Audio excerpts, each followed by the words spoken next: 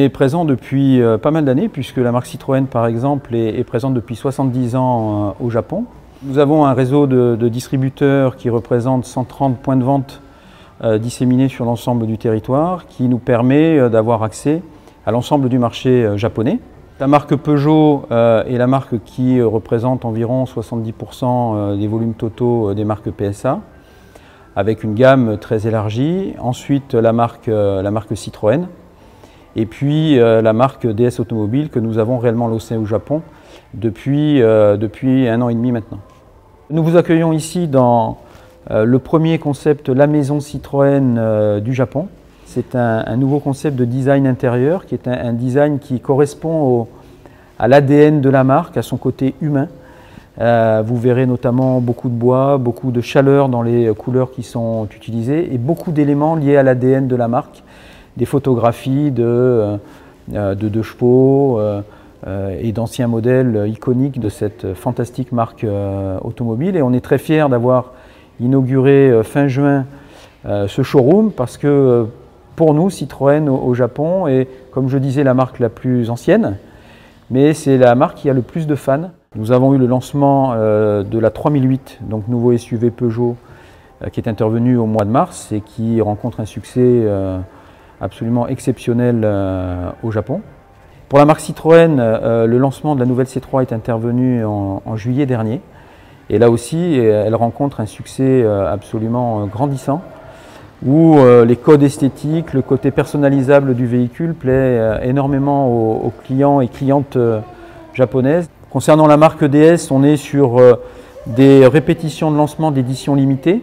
Donc on est sur une version aujourd'hui qui s'appelle Darkside, qui est une version avec une peinture mate noire qui est vraiment très jolie. On a aujourd'hui 2 DS Store et un DS Salon au Japon. On a 5 autres projets qui sont en cours de construction et fin 2018, on aura 18 points de vente au sein desquels on aura vraiment un point de vente dédié à l'activité de cette marque de luxe.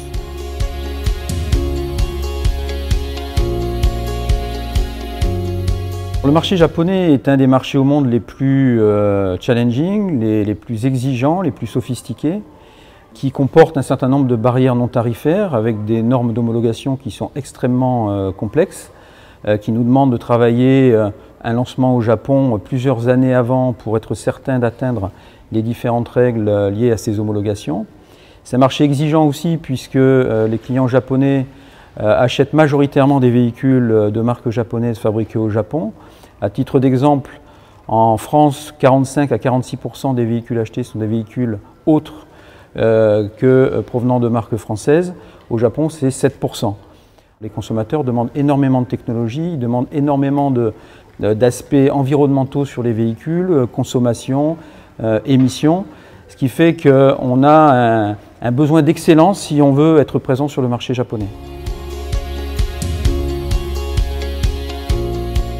Les clients japonais, en règle générale, sont assez fidèles à une marque, tout en ayant un niveau d'exigence très élevé vis-à-vis de cette marque. Cette marque n'a pas le droit à l'erreur en matière de fiabilité, en matière de criticité, des éventuels défauts qui pourraient être véhiculés par la voiture. La semaine, on est plutôt sur des transports de type transport en commun. Et puis le week-end ou pendant les vacances, on prend sa voiture et puis on fait beaucoup de kilomètres. Et voilà, les deux sont tout à fait en osmose et ça se passe plutôt très bien. Les Japonais font en moyenne 8000 km par an, donc c'est inférieur de 30 à 40% à ce que font les clients en France, mais l'usage est très différent de ce qu'on peut rencontrer. Le comportement d'achat, il est quand même relativement proche de ce qu'on peut rencontrer en Europe. C'est très digital, donc 95% des clients, autant dire 100%, se sont renseignés sur Internet avant de venir dans nos showrooms. Ils se sont renseignés sur nos offres, mais aussi sur la concurrence. Il y a plusieurs phénomènes qui sont projetés au Japon. D'abord, une baisse structurelle et durable de la population. Donc structurellement, le marché automobile au sens large va avoir tendance à baisser. En matière environnementale, donc on a aujourd'hui, vous savez bien qu'on est dans un mode vraiment transitoire où tous les constructeurs ont annoncé qu'ils allaient sortir à l'horizon des années 2019, 2020, 2021 énormément d'offres sur des technologies de type hybride ou électrique à 100%.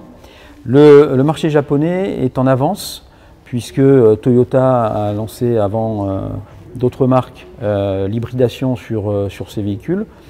L'hybridation sur les immatriculations de marques japonaises en dehors des kei cars est à peu près de 30%.